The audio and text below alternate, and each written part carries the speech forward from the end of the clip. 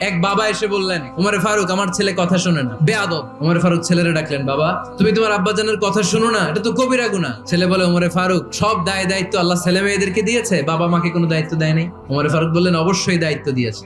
তাহলে বলেন আমার বাবার দায়িত্ব কি?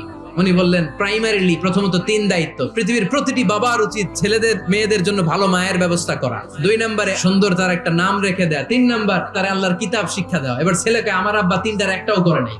এবার ওমরে ফারুক রেগে গেলেন, বাবার কাঁধে ধরলেন। ছেলে বলে, আমিরুল মুমিনিন, আমার মা নর্তকী, আমার মা মাজুসি, আমার মায়ের মধ্যে কোনো আদব কাদব নাই, সুন্দরী দেখে আমার মা রে বাবা বিয়ে করছে, আমার মায়ের কাছ থেকে জীবনে কিছু শিখি নাই। 2 নাম্বার সাম্মানি খানফাসা, আমার বাবা আমার নাম রেখেছে চামচিকা। ওয়ালাম ইউআল্লিমনি হারফাম মিন কিতাবিল্লাহ, আমিরুল মুমিনিন, শুধু তাই না, আল্লাহর কোরআনের একটা অক্ষর আমার বাবা কোনোদিন আমারে শিক্ষা দেয় না। ওমর ফারুক রেগে গেলেন, এবার বাপের কান্দে দইরা মারতে শুরু করলেন। তুই ফুলার নামে